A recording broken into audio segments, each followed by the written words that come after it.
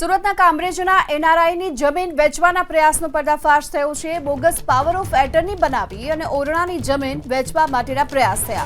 Bogus power of એટર્નીથી દસ્તાવેજની કાચી entry પણ કર્યાનો ખુલાસો થયો છે।